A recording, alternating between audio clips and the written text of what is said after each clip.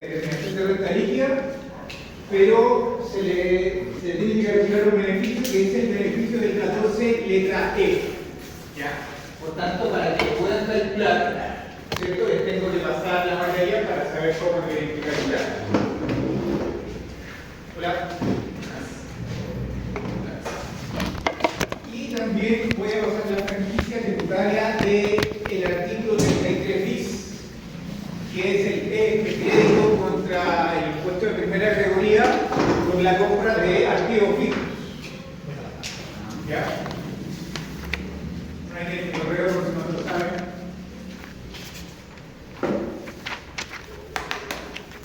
Bien. ¿Esa PPT está, profesor? No, la voy a enseñar ahora junto con la anterior. ¿La anterior tampoco la subió? No, la anterior también. ¿Qué está pasando, profe? ¿Qué está pasando? Mucha pega.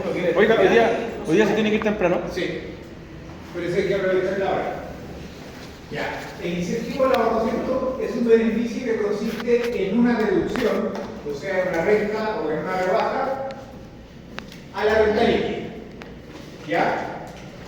En el entendido de que la renta líquida no es retirada en un 100%, sino que se deja un porcentaje importante reinvertido en la empresa, por tanto, el porcentaje reinvertido se puede hacer una deducción. ¿Ya? Aplica para los contribuyentes del 14A o el régimen general y los contribuyentes del 14D o el régimen propina, el 14D3. ¿Ya? Recuerden que el 14D8 no paga primera categoría, por tanto no tiene ningún sentido que tenga esta rebaja. ¿Ya? Por tanto quedan fuera en conjunto con los contribuyentes de la renta presunta. ¿Ya? El beneficio equivale a una rebaja o a una deducción, ¿cierto?, del 50% de la renta líquida con un tope de 5.000 UF. ¿Ya? Por tanto, el que sea menor es el monto del beneficio. ¿Ya? Que la deducción sobrepase las 5.000 UF es bastante poco probable, ¿cierto? Pero el legislador lo estableció como un tope.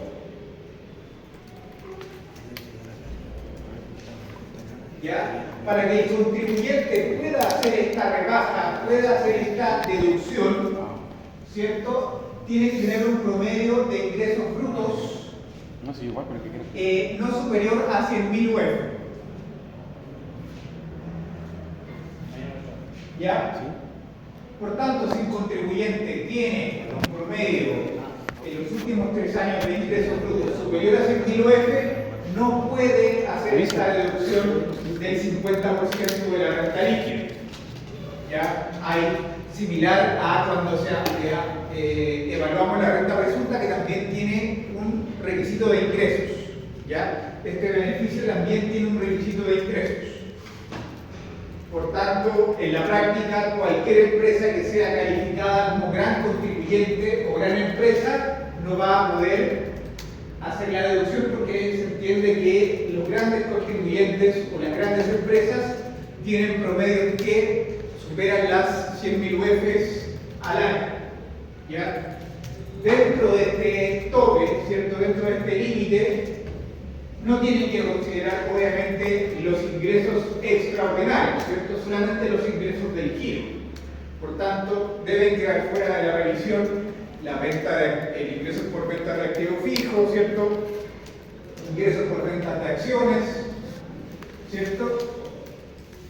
Por derechos sociales, por bonos.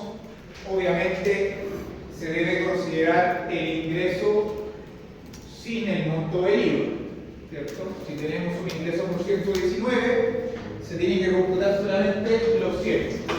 Hola.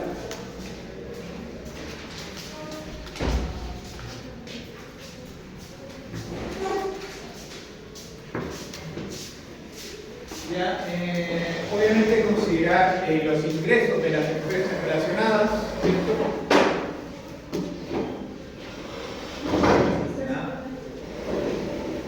Y los montos de las ganancias de capital, ¿cierto?, no deben superar el 20% del total. ¿Ya?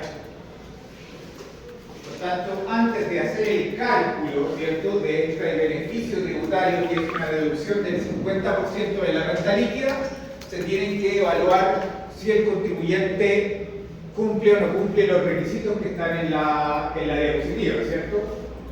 Y en la práctica, cualquier contribuyente que sea catalogado por el Servicio de Impuestos Internos como gran contribuyente o gran empresa no debería cumplir los requisitos, por tanto no debería acceder a la rebaja del 50% de la renta líquida. ¿Ya? Esa es la mecánica del cálculo. ¿Sobre qué se calcula este 50% de deducción? Sobre lo que se conceptualiza como renta líquida mantenida en la empresa. ¿Ya? El 50% aplica sobre la renta líquida mantenida e invertida en la empresa, ¿cierto? ¿Cómo se calcula esta renta líquida mantenida en la empresa? En el paso 1, ¿cierto? Tenemos una renta líquida de forma normal, resultado del balance, más agregados menos deducciones, igual renta líquida. ¿Ya? En el paso 2 se deben restar los gastos exentos del artículo 21. ¿Ya? ¿Cuáles son los gastos exentos del artículo 21? Que están en el inciso 2.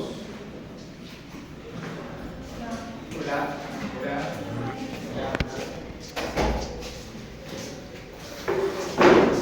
¿Cuáles son los gastos exentos del artículo 21?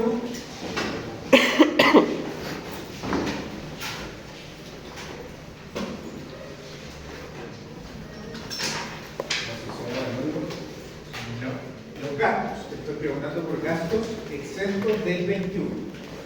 Están en el inciso 2.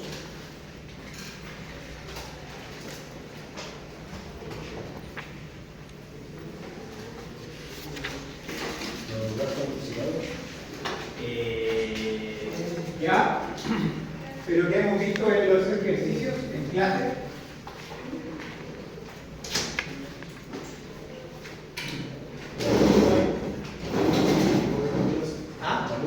Las multas, perfecto, multas fiscales pagadas y el impuesto a la renta pagado.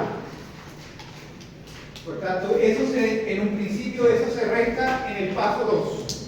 Las multas fiscales pagadas y el impuesto a la renta pagada. ¿Ya? En el paso 3 se deben restar las distribuciones de utilidades que haya hecho el contribuyente en favor de sus socios o accionistas.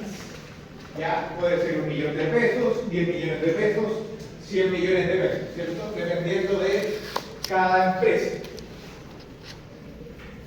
Entonces aquí tenemos un ejemplo práctico, ¿cierto?